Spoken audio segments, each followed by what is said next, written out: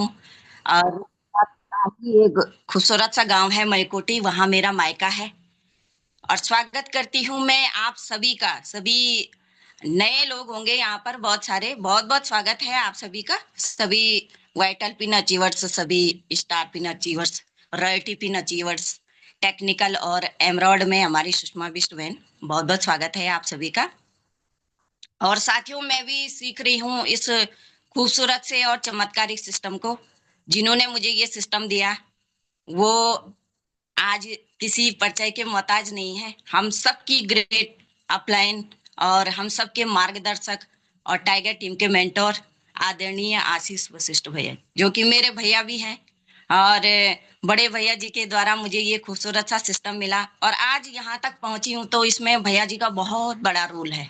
और प्रणाम करती हूँ मैं यहाँ पर, मैं अपनी सभी ग्रेट अपलाइने को, आदरणीय गुरुदेव पवन शर्मा सर, गुलाटी सर और राकेश शर्मा सर, सभी को मैं प्रणाम करती हूँ इस मंच के माध्यम से, कि उनका भी बहुत बड़ा सहयोग रहता है, टाइगर टीम पे आशीर्वाद रहता है। तो साथियों, आपकी लाइफ में भी ये खूबसूरत सा सिस्टम आया है किसी न किसी के माध्यम से, और मेरी लाइफ में भी आया। और किस तरीके से आया वो आप लोगों के बीच में मैं रखूंगी। और कहानी, जैसे कि आपने देखा यहाँ पे टाइटल है कहानी, लीडर्स की कहानी।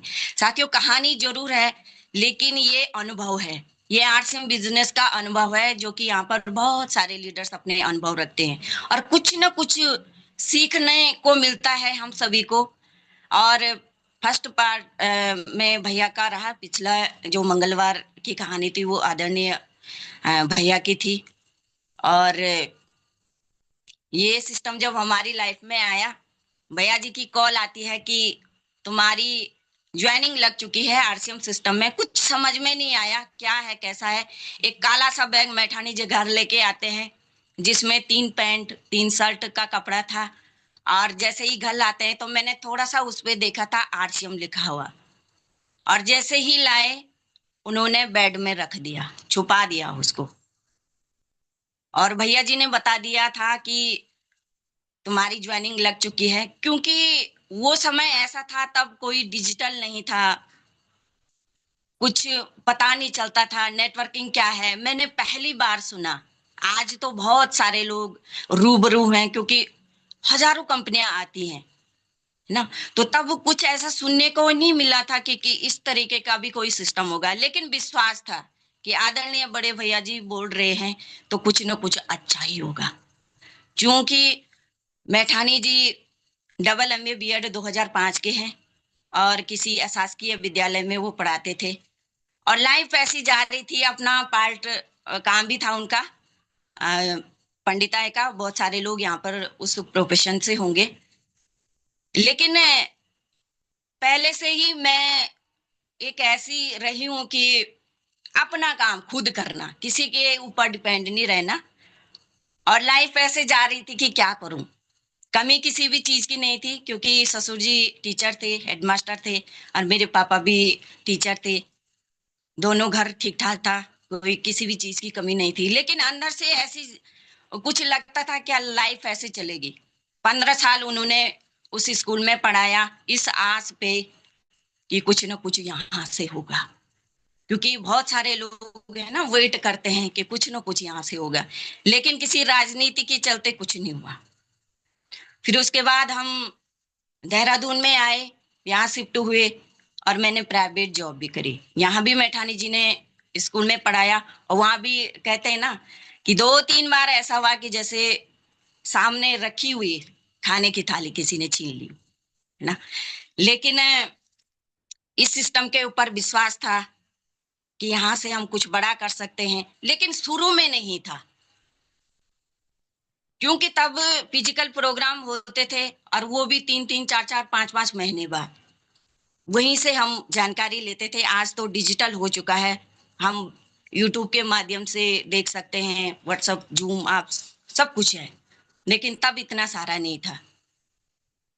तो आदरणीय बड़े भैया जी बोलते हैं कि एक प्रोग्राम है अगस्त मुनि के अंदर, और तुम्हें भी वहां पे आना है। और तब ऐसा था कि महिलाएं ज्यादा फील्ड में, खुद ही लगता था कि कैसे जाएं, और भैया जी को भी लगता था कि फील्ड में क्या दौड़ाना महिलाओं को। तो जाती तो जरूर हूँ, लेकिन वहां पर जाकर के देखती हूँ कि संख्या तो बहुत कम है वहां पर महिलाओं की, 5-6 महिलाएं वहां पे थी। और मुझे लगा कि ये काम सिर्फ जेंट्स लोगों का होगा, वही इसमें कामयाब हो सकते हैं, हमारी बस का नहीं है। और उस सोच को लेकर के घर आती हूँ, जानने का प्रयास ही नहीं। एक ही चीज अच्छी लगी थी, वो था प्रोडक्ट। और वो प्रोडक्ट भी कैसे हमारे घर में आया, ज्वाइनिंग के 1 महीने बाद हमारे ससुर जी कुछ सामान घर लेकर के आते हैं और ये जानकारी देते हैं कि अगस्त मुनि के अंदर एक नई दुकान खुल चुकी है, और जहां पर मुझे उन्होंने बताया कि ये सामान स्वास्थ्यवर्धक है, इसको आप ले जाइएगा।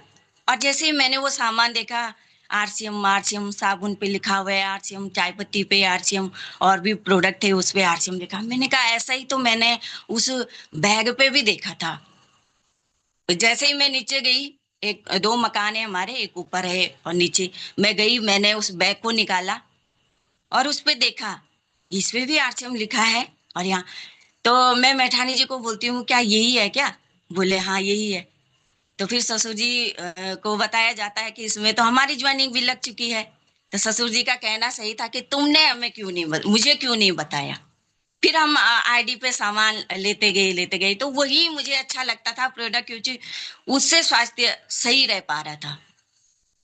और किसी प्रोग्राम में जाने का मौका मिला, जैसे मैंने अभी बताया, लेकिन वो सोच वो विजन नहीं बन पाया वहां से।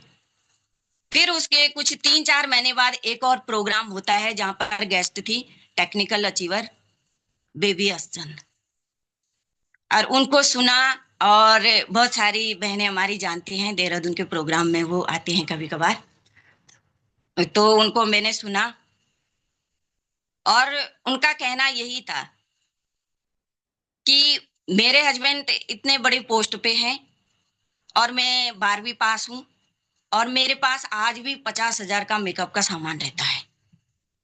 तो मैंने सोचा कि जब ये 12वीं पास कर सकती है, तो मैं तो पोस्ट ग्रेजुएट हूँ, मैं क्यों नहीं कर सकती। तो वहां से विजन लेना शुरू किया कि चाहे कुछ भी हो, इस सिस्टम को मैं सीखूंगी, जरूर करूंगी, है ना। तो उसी बीच हम देहरादून में शिफ्ट होते हैं। और पता चलता है कि जब हम इस सिस्टम में आगे बढ़ रहे होते हैं, तो 2011 में बंद हो गया। तो फिर ऐसा लगता था कि अब क्या करें। और उस बीच में बहुत बड़ा आंदोलन भी हुआ, जंतर मंतर दिल्ली में। तो आदरणीय बड़े भैया जी उसके साक्षी रहे, वहां पे गए और कॉल के माध्यम से, क्योंकि छोटा फोन होता था, और उसके माध्यम से भैया जानकारी देते रहते थे कि ऐसा हो रहा है, ऐसा हो रहा है, लेकिन घबराना मत, जो कुछ होगा सही होगा। तो एक अंदर से एक ऐसी चीज आती थी कि पता नहीं खुलेगा कि नहीं खुलेगा, है ना, डाउट तो आते ही हैं। तो फिर से 2012 में ये सिस्टम चालू होता है। और लेकिन तब मन ऐसा हो गया था कि पता नहीं फिर से ये स्थिति आ पड़ेगी तो क्या करेंगे, है ना। तो कुछ समय ऐसा चलता रहा, लेकिन 2016 से हमने दोबारा से काम करना शुरू किया। और 2016 में ही हमने देहरादून भावला के अंतर्गत एक पीयूसी सेंटर खोला और उसको चलाने लग गए। अच्छा चल रहा था, ठीक ठाक चल रहा था, जितना भी हो रहा था। मैं खुद भी जॉब कर रही थी। लेकिन 2020 में आप सभी को पता है कि कोविड-19 की वजह से बहुत सारे रोजगार बंद हो गए। और उस समय पर मैठानी जी अपने गांव जा रखे थे, और वहीं पर उनको रहना पड़ गया 1.5-2 महीने। और लोगों के कॉल वगैरह, क्योंकि दुकानें वगैरह सारे बंद रहती थी, और लोगों के कॉल वगैरह आते रहते थे कि हमें तो सामान चाहिए। तो मैंने क्या किया कि मैंने सारा सामान अपने घर पे शिफ्ट कर दिया, और लोग घर पे आने लगे। तो मुझे लगा कि सारे कारोबार तो बंद हैं, लेकिन ये सिस्टम फिर भी चल रहा है। और उस समय जूम एक ऐसा वरदान हुआ हम सभी के लिए, क्योंकि क्लासेस वगैरह उस पर चलने लग गई। और दिन में आदरणीय बड़े भैया जी जूम के माध्यम से इसी तरीके से मीटिंग होती थी 2-2:30 बजे, और उसमें मात्र कभी 15-16 लोग इस तरीके से जुड़ते रहे। और वहां से हम एजुकेशन लेते रहे। और साथियों, जहां तक संघर्ष की बात है, संघर्ष तो लाइफ में चलते रहते हैं, लेकिन इस सिस्टम में भी मिलेंगे, ऐसा नहीं है कि यहाँ पर नहीं मिलेंगे। आदरणीय मैठानी जी अपनी स्कूटी में सामान लेके आते थे, और कभी कभार तो दिखते भी नहीं थे। वो सामान आगे से पीछे से सब कुछ बांध बूंद के, पता नहीं वो कैसे मैनेज करते थे, और उस सामान को लेके आते ही फीलिंग आती थी कि दिन बड़ा दूर होगा, क्योंकि सोच तो बड़ी थी पहले से ही। और अब एक प्लेटफॉर्म हमें मिल चुका। क्या मेरी आवाज आ रही है? मेरा हाँ जी साउंड? जी, क्लियर आ रही है। ओके, मुझे बहुत सारे वीडियोस नहीं दिख पा रहे। Thank you, thank you Sushma. और स्कूटी में लेके आते थे, तो वहीं से मुझे ये लगता था कि नहीं, कुछ बड़ा तो करना है। और मैं एक ऐसी हूं कि आदरणीय मैठानी जी और हम दोनों ने मिलकर इस सिस्टम को जिया है, वो संघर्ष देखे हैं, लेकिन देर से रिजल्ट मिले। और साथियों, जिसको जल्दी कामयाबी मिलती है, नाम सम्मान मिलता है, क्या उसको मोटिवेट रहना उतना मुश्किल है? नहीं।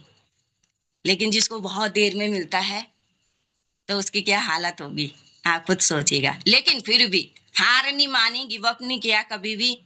और पता था कि आज नहीं तो कल, कल नहीं तो कभी न कभी तो होगा ही होगा। बने रहे, खड़े रहे, तो आज यहाँ तक पहुंचे हैं।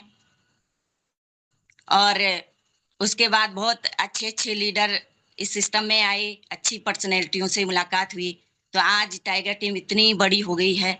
आप सभी जानते हैं कि पूरे भारतवर्ष में अपना नाम पहचान बना रही है। तो साथियों, संघर्ष से कभी नहीं घबराना चाहिए। अगर हम उसे काम मानेंगे अपना, तो फिर वो संघर्ष भी नहीं लगेगा और काम भी आसान हो जाएगा। और मैं धन्यवाद करती हूँ आदरणीय बड़े भैया जी का, कि जिन्होंने मुझे यहाँ इस सिस्टम में टिकाए रखा।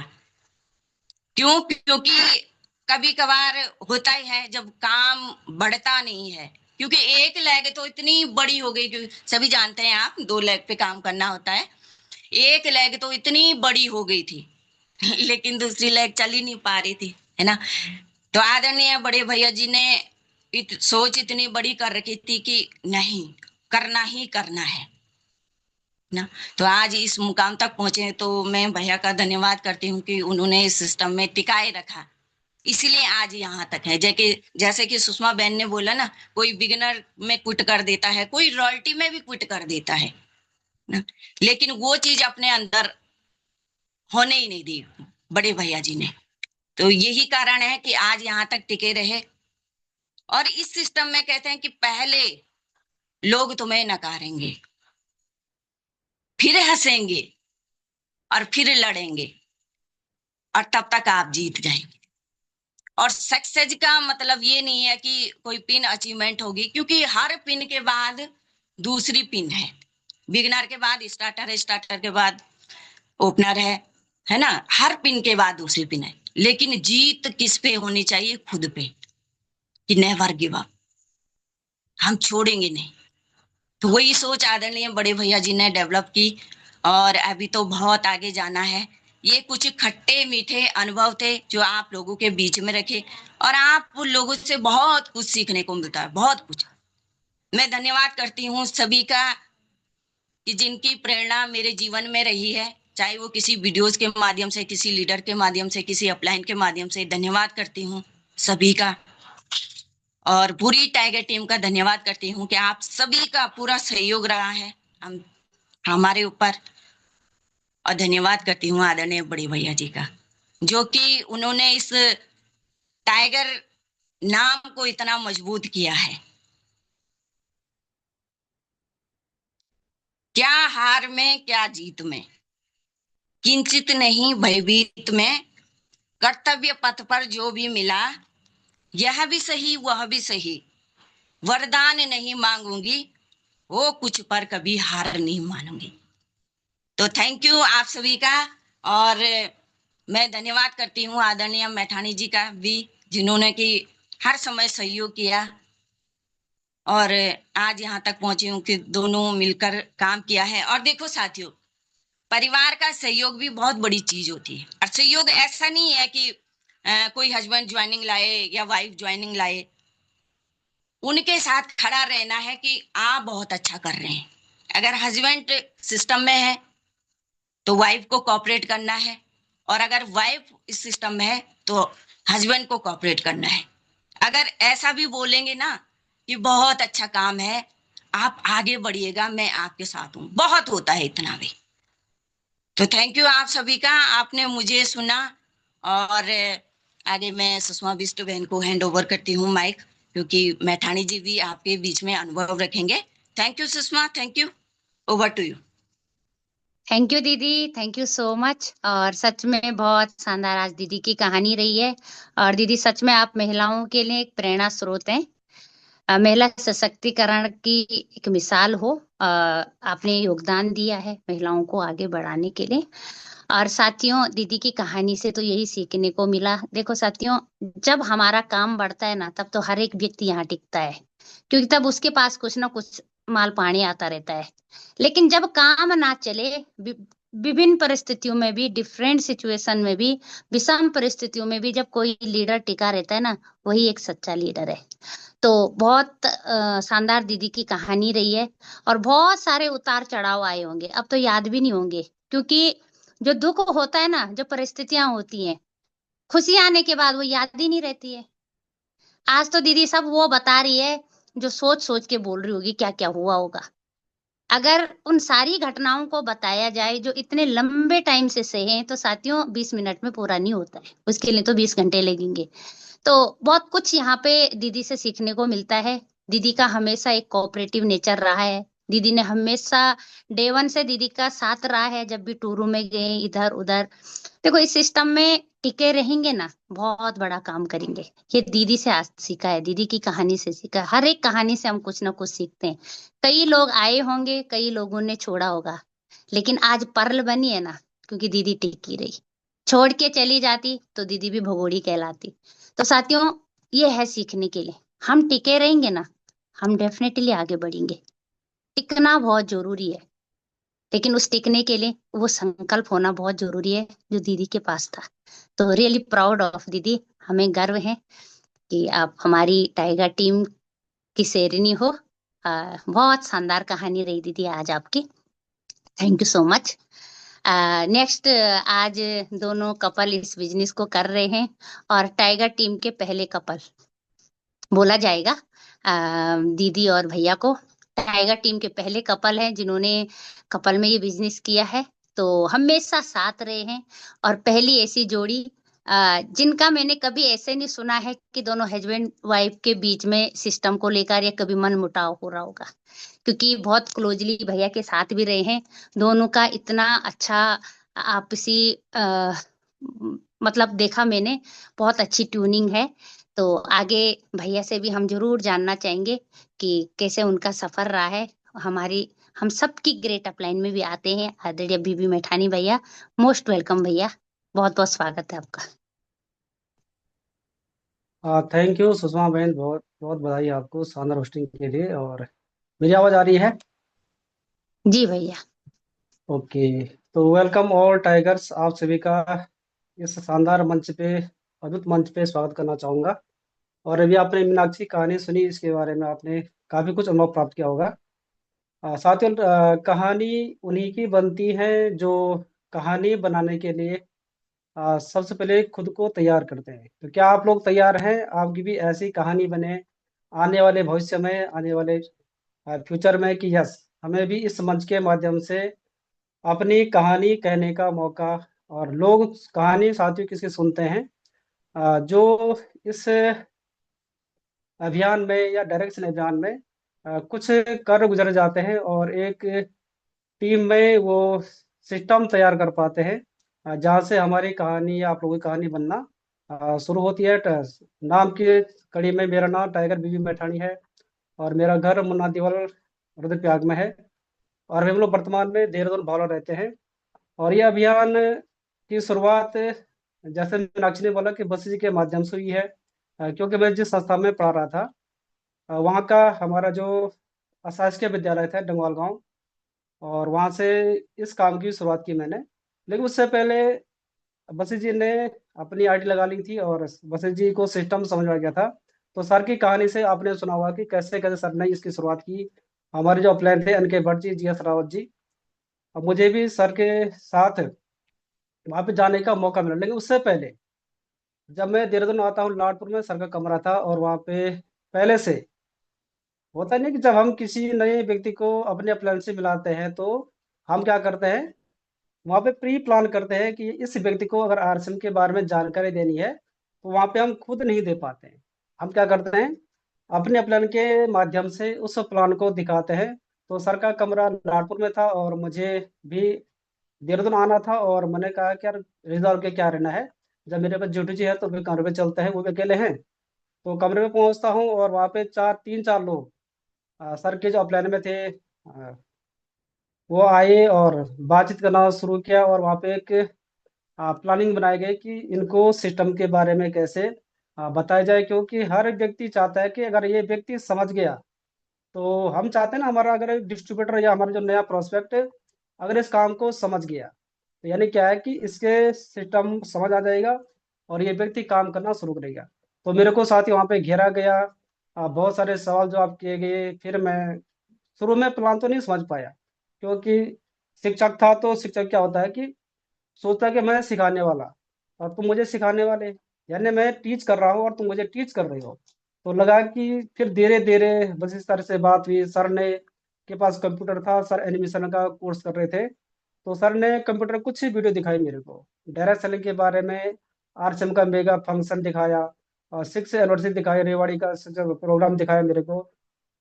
फिर मेरे माइंड में क्लिक किया कि जब इतने सारे लोग कर रहे हैं तो फिर सोचना चाहिए कि इस बारे में क्या हो सकता है। फिर जैसे सर ने बोला कि भट्ट जी के पास, हमारे अपलाइन भट्ट जी थे, तो भट्ट जी के पास बुधवार को शाम को एक वीकली मीटिंग होती थी और भट्ट जी क्या करते थे, हमें इस अभियान के बारे में जानकारी देते थे और डीप नॉलेज देते थे कि हमें कैसे आरसीएम अभियान में डायरेक्ट सेलिंग में आगे बढ़ना है। तो सर ने भट्ट जी से मुलाकात करवाई और मैं जैसे कि विद्यालय में पढ़ा रहा था तो वहाँ पे अवैध तरीके यानी घर से लगाना था और घर से खा के जाना था। और वहाँ पे 10 12 15 साल, वो साल भी गिनना भी छोड़ दे कितने साल वहाँ पे जॉब किया, लेकिन उस 15 साल के जॉब के अंदर वहां से मिला तो कुछ नहीं, लेकिन एक ऐसा अनुभव मिला कि लाइफ को हम कैसे आगे बढ़ा पाए। तो सर ने भट्ट से मुलाकात कराई, भट्ट ने कुछ सवाल पूछे, जैसे ना हम अपलाइन से मिलाते हैं।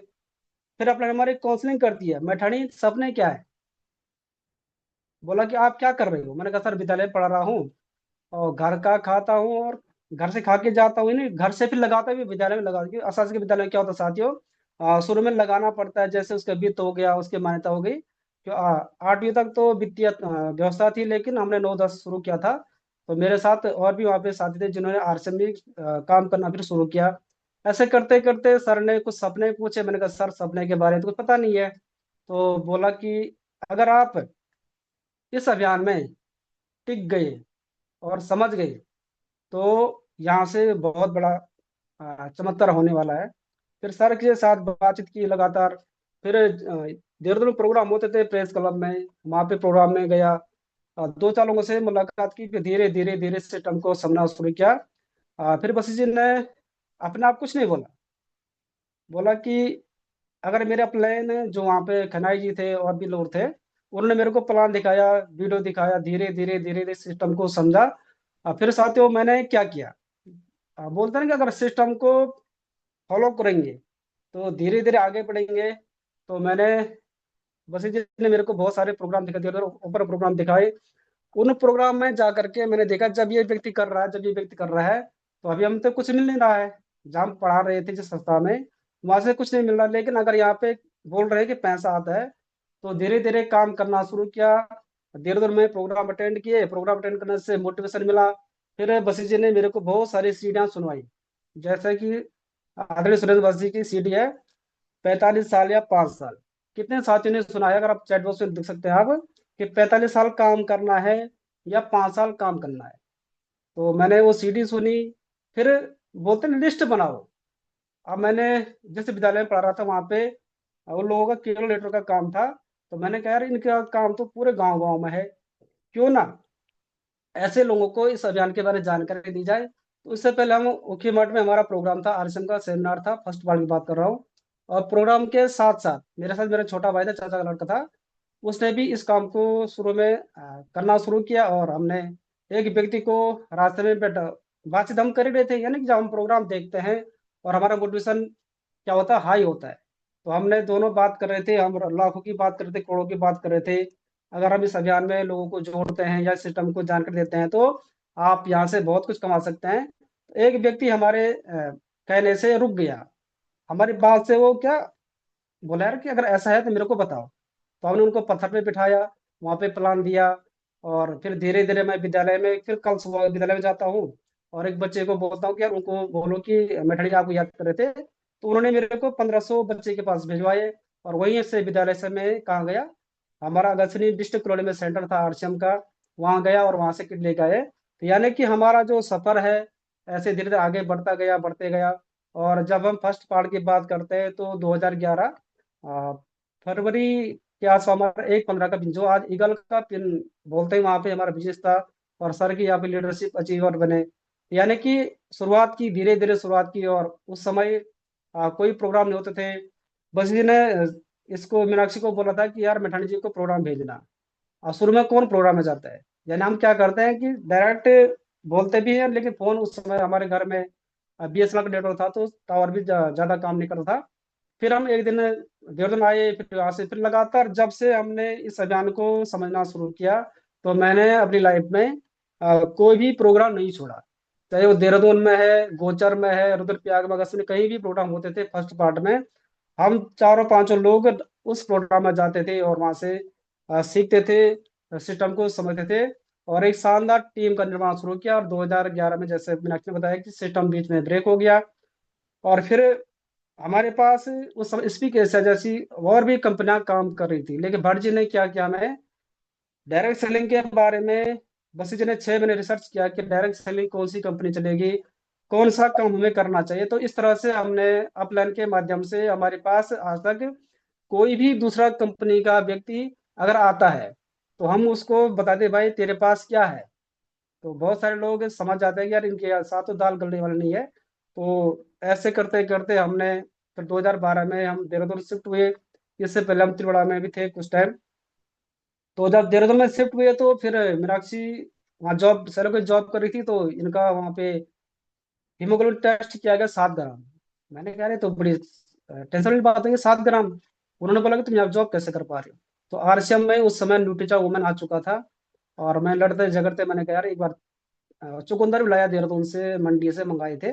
और लाल को महिला तो खाती नहीं, लाल लालची नहीं खा पाती है। तो धीरे धीरे फिर वो मैंने खाना शुरू किया। फिर अगले 2-3 महीने लगातार प्रोडक्ट यूज किया, क्योंकि और प्रोडक्ट नहीं थे उस समय। धीरे धीरे प्रोडक्ट आने शुरू हुए। ऐसे करते करते फिर दोबारा से शुरुआत की। फिर 2016 में जो हमारी अपलाइन थी वो फर्स्ट पार्ट में पूरा सपोर्ट नहीं कर पाए। तो अनके भट्ट जी हमारे इस तरह से ले गए। विजय राव जी ने बोला कि आप अपना काम आगे बढ़ा सकते हैं। फिर बसी जी के साथ मुलाकात हुई, फिर दोबारा बोला भाई अब काम तो शुरू करना है, लेकिन 4-5 साल हमने किया है कि इस अपोधाबी में थे कि यार काम तो शुरू करना है, लेकिन कैसे शुरू किया जाए। तो फिर हमारे अपलाइन में बसी जी के दोस्त हैं, उनके माध्यम से फिर दोबारा शुरू किया। बसी ने बोला सर ये काम शुरू करते हैं। अब मैंने कहा सर आप बोलो, पूरी टीम तैयार है। तो फिर 2016 में काम करना फिर दोबारा शुरू किया। तो साथ ही जो जो बसी जी ने मेरे को सिस्टम के बारे में बताया कि बेटा नहीं ऐसे करना है, ऐसे करना है, मैंने बिना कोई सवाल किए यस सर किया। और फिर धीरे धीरे आगे बढ़ते गए। और आगे बढ़ते गए फिर ज्वाइनिंग का बात करो तो टीम में हम 3 लोग थे।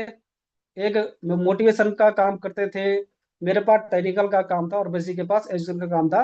इस तरह से हम लोग शुरुआत में त्रिदेव, जो हमारे पुराने डिस्ट्रीब्यूटर वो जानते हैं कि हमें लोग त्रिदेव के नाम से भी जानते थे और जानते भी हैं। लेकिन धीरे धीरे आगे बढ़ते गए, आगे बढ़ते गए, मेरे पास ज्वाइनिंग का इतना बर्डन आ गया। मैंने कहा यार मीनाक्षी भी कई दिन लड़ाई कर रही है कि तुम एक दिन 20 ज्वाइनिंग लगा रहे हो, अपने सेकंड टीम पे कब ध्यान दोगे। तो मैंने कहा कोई बात नहीं, उसको भी काम करेंगे, क्योंकि अगर हम एक बार पावर लग पावर बन गई। तो हमने अपने क्षेत्र में, रुद्रप्रयाग डिस्ट्रिक्ट में होम टाउन मेरा, वहाँ पे हमने अपनी सेकंड टीम चालू ही नहीं की। एक बार पावर को इतना पावर बना दिया, आज भी वो पावर की, हमेशा पावर की पावर रहेगी, क्योंकि विजन क्लियर था कि यस अगर हमने इस अभियान में आगे बढ़ना है और टिके रहना है। आज लोग बोलते हैं कि मेरी पावर पावर कौन चला, अपलाइन चलाएगी और सेकेंडरी मैं चलाऊंगा। तो साथ ही ऐसे लोगों को कि दोनों लेग नहीं चल पाती हैं।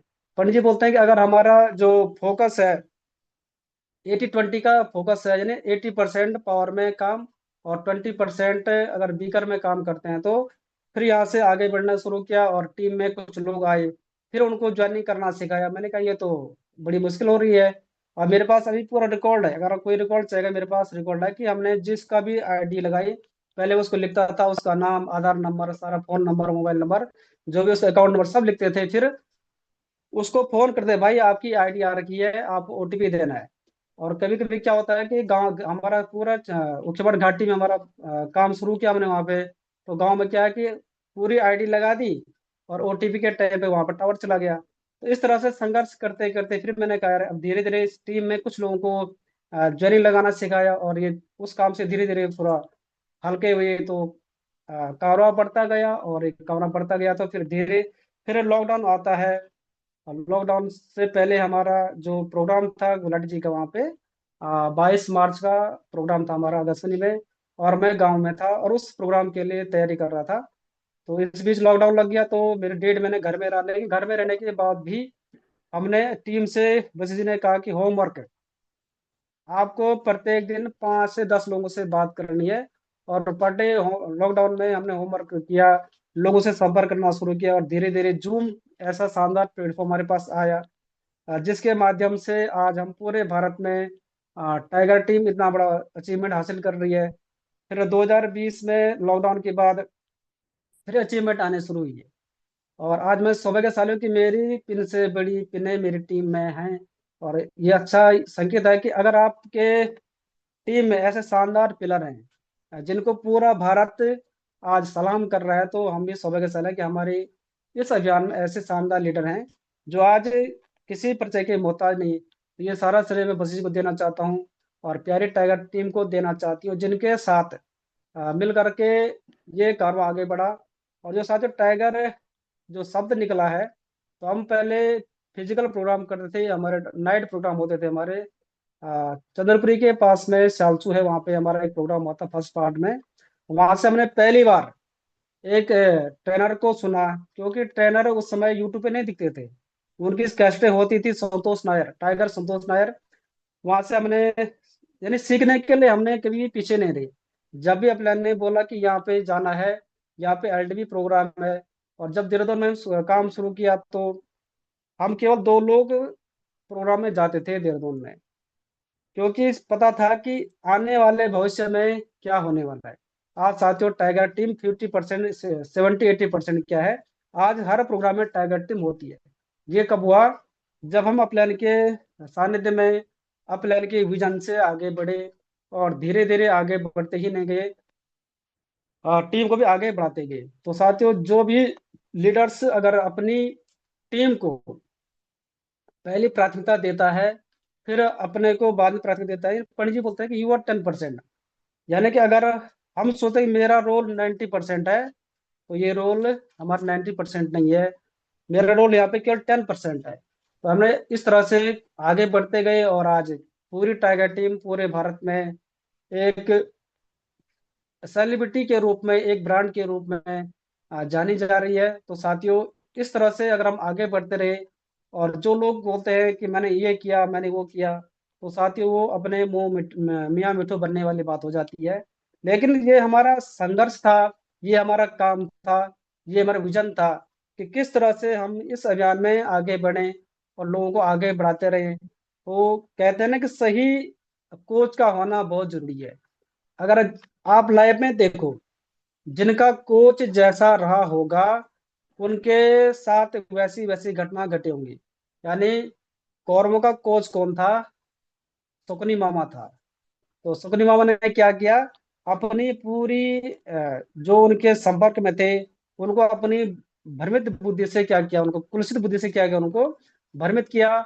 और पांडवों का जो कोच था वो कृष्ण जी थे। तो साथियों इस से पता चलता है कि हमें अपनी लाइफ में अपने मेंटोर, अपने कोच, अपलाइन सीरीज में बहुत सारी हमारी रहती है, लेकिन हमें किन किन से क्या क्या सीखना है, क्योंकि यहाँ पे टाइगर टीम में कंप्लीट पैक है। यानी यहाँ पे एक से बढ़कर एक लीडर है।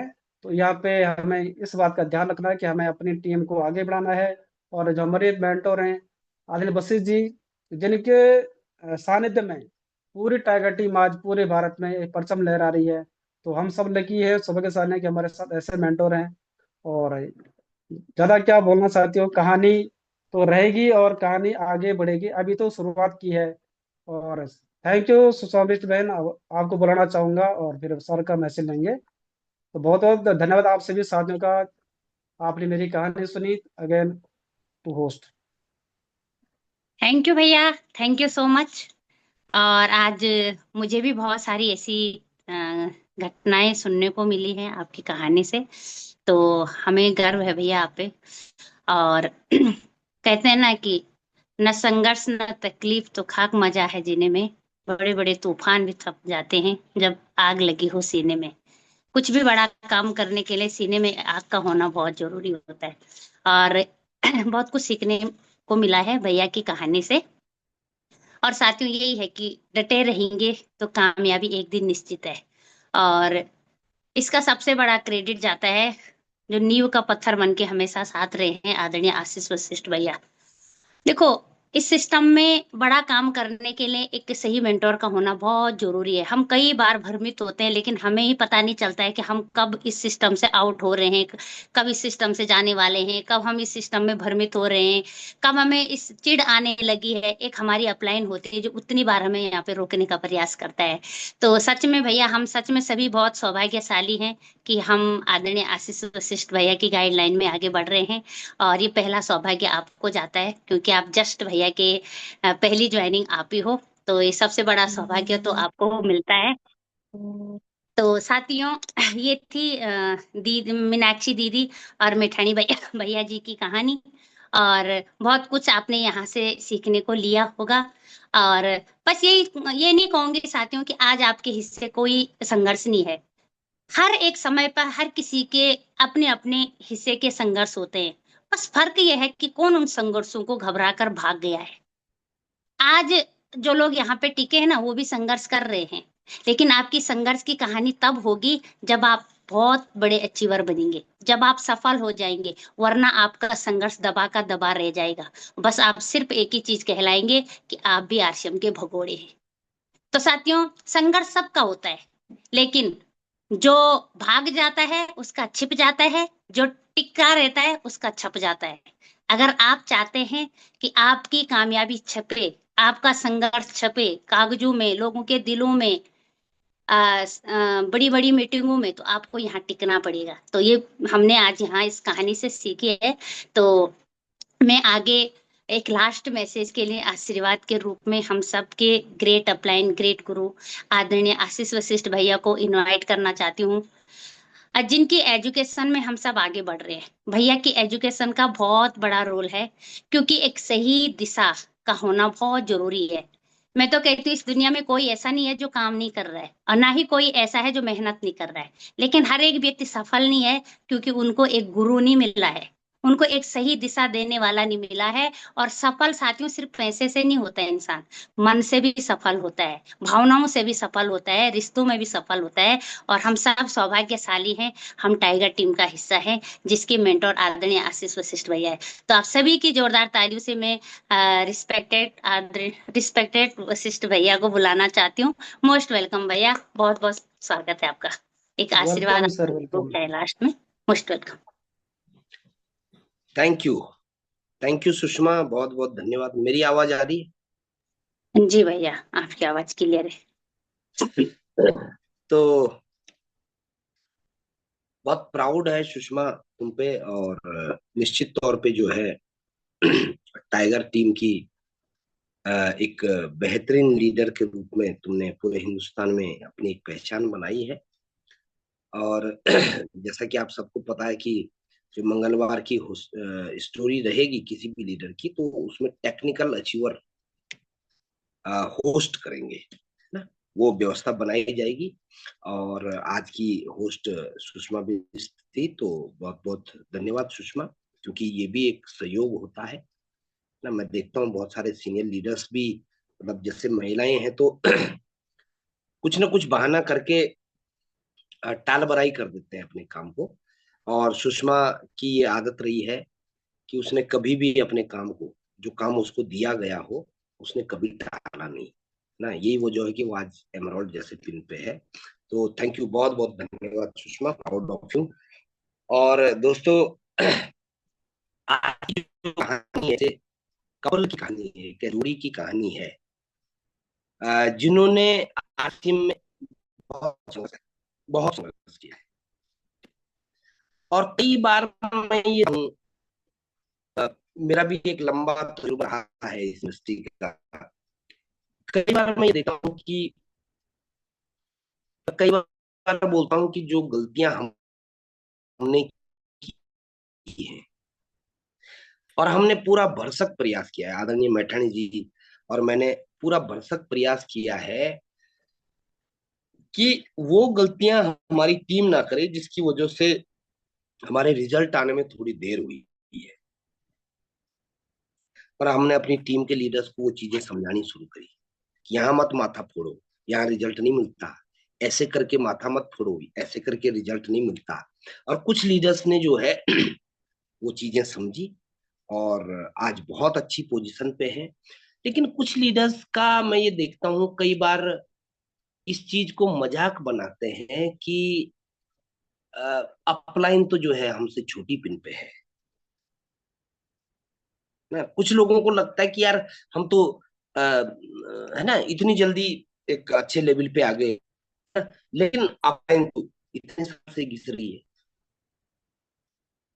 मैं आपको बोलना चाहता हूँ, आपको सम्मान उनके रिजल्ट का नहीं करना चाहिए, आपको सम्मान उनके धैर्य का करना चाहिए। मेरी आवाज आ रही है क्या आप लोगों को? सुषमा, मेरी आवाज आ रही है? जी भैया, आवाज तो क्लियर है। ओके, ठीक है, आई थिंक कुछ नेटवर्क इशू है।